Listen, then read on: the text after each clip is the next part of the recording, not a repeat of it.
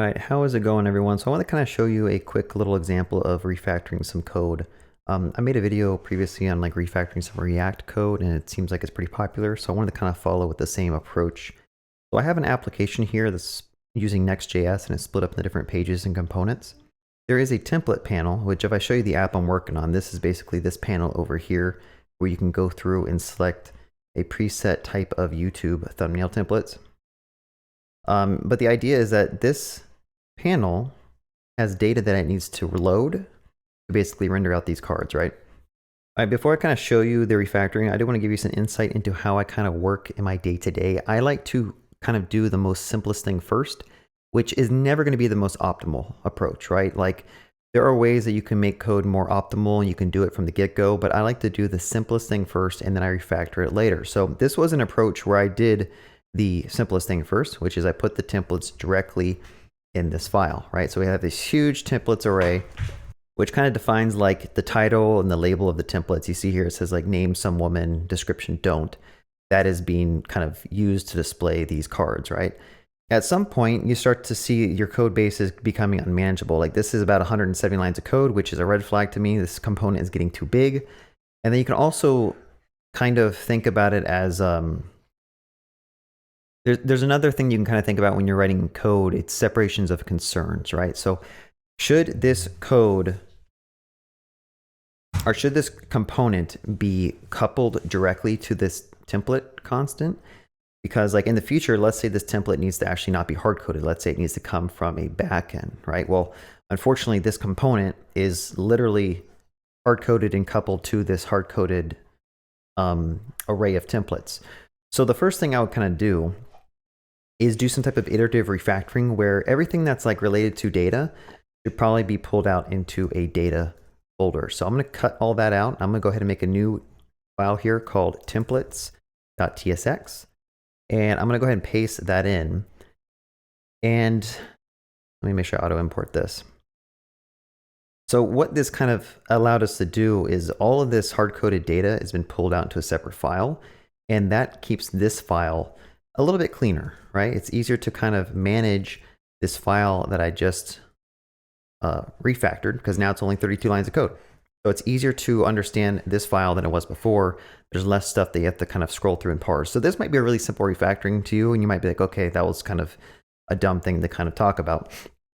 But let's see if we can take it even further. So in this templates, we have an array of different templates, right? And for right now, I still want to have this just be like hard-coded as data in my next app. Like maybe I want to do a Jamstack or something and I don't want to do an API yet. So what I would actually do is we could split this even further. I could add like a templates folder and we could have a different file for every template if we wanted to. Is this the best approach? I don't know, but it's an approach that's probably better than having a bunch of hard-coded templates in a single file, because I foresee this file again growing as I get more templates. So I'm going to make a new file for, I'll just call it some woman.tsx. And I'm going to go ahead and paste in export const some woman template. Sorry for the naming of this. I probably could think of a better name, but that's just what I named it because there's a picture of a woman pointing. I should probably say like never things to never wear. That's probably a better description of our template. But I'm going to go ahead and export that constant from this file and go back to this templates here. Go ahead and import this. All right, so now this templates array is a little bit more manageable. There's, now that I think about it, I probably could have renamed this something else to like, I don't know, things to never wear. I like kind of making my constants in all caps, things that aren't going to change. I could just go ahead and do something like this. All right, so let's do the exact same approach for this other template here. And I'm going to go ahead and name that one indoor. By the way, my child and my dog are in my room right now, so if you hear like panting, it's my dog. So let's just go ahead and do the same thing. So let's name this one indoor, like this. And we probably need to auto import some types to let this work.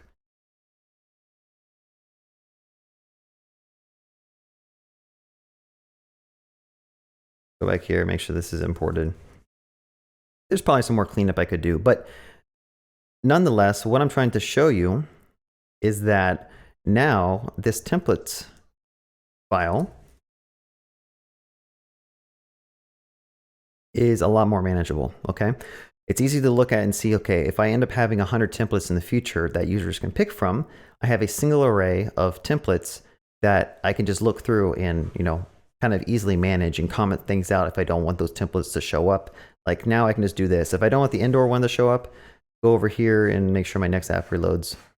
All right, and there you go, it doesn't show up. So let's go ahead and uncomment that one and add this one, and you notice that it's very quick to play around with your code base, change stuff out, swap things in. And when you can do stuff like this, you know your code is kind of structured in a proper way, because it should be very easy to like hide data and show data and like, you know, just prototype, I guess.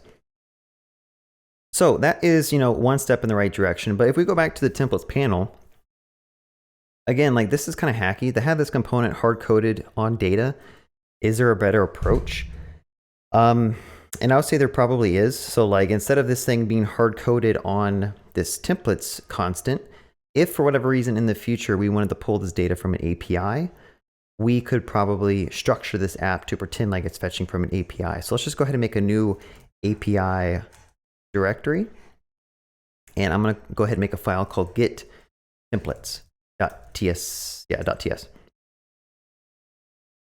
So in here, I'll say const or export const get templates. And what this is going to do is this is going to return templates. Like so. If I could spell correctly. Let's make sure I can spell templates correctly.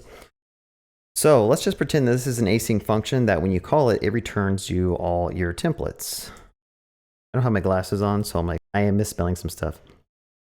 So going back to our template panel, we want to clean this up, right? We don't want this component hard-coded on this data. Instead, what we're going to do is call that async function. So I'll say like get templates, then templates, and we're just going to go ahead and do something like this.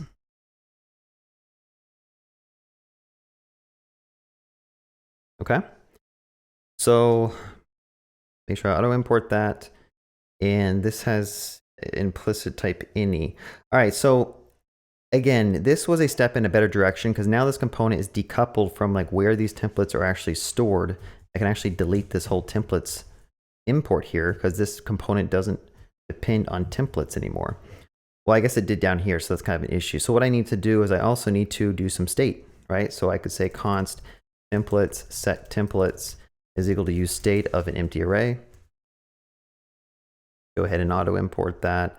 And I'm going to go ahead and just set the templates here like so.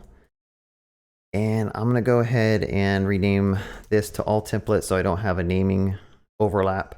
And here we're going to go ahead and just loop over all the templates. So this is complaining because I probably need to actually type this to be a template,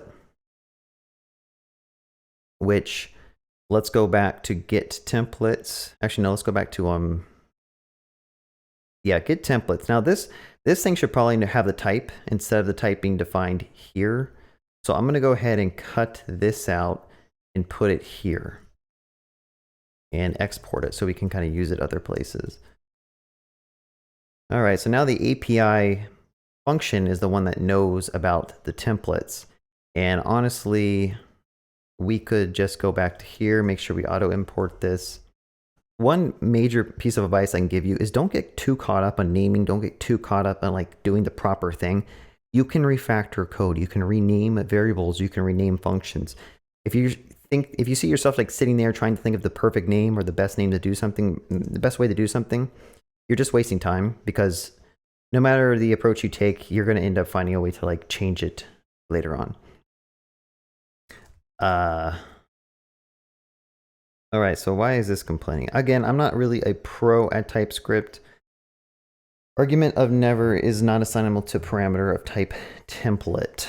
Oh, I think this needs to be an array. There we go. Okay, so now let's go back and make sure my code still works, and it actually is not working. So let's figure out what I broke. Even using TypeScript, you can easily screw stuff up. So when I call get templates, that should have called this function and returned the array of templates. So let's figure out why this is not working. I am calling set templates here. Oh, okay, here. I was calling it with templates instead of all templates. This is what came over from the back end, but I was setting it with the previous empty array state. All right, so here we go. We got the templates coming in. So again, like what was the point? What was the point of that? Like, why did I do all that stuff? Well, the point was we didn't want this component to be hard-coded to some data from a file. We wanted this component to be abstracted away from where it gets its templates, so that if in the future I decide that those templates should come from an API, or those templates should come from a file or somewhere else, it's very easy for me to like not have to change this component at all. The only thing I'd have to change is this function. I'd have to change this to either do a fetch request from API.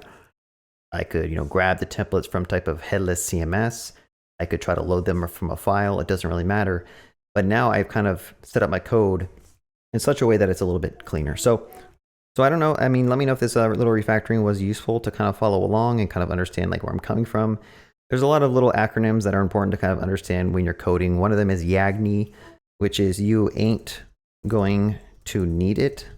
So a lot of times in coding, like you'll overthink a problem, overthink a solution, and for the most part, you're not going to need that over engineering that you're thinking about. Just do the simplest thing you can possibly do, which another one is keep it stupid simple. Right? So if you kind of code and follow these paradigms, you're going to have some cleaner code and more manageable code. At some point, you're going to have to refactor away like I did by either following it dry, like don't repeat yourself, which is another acronym that coders like to follow. And there's also wet, which is write everything twice.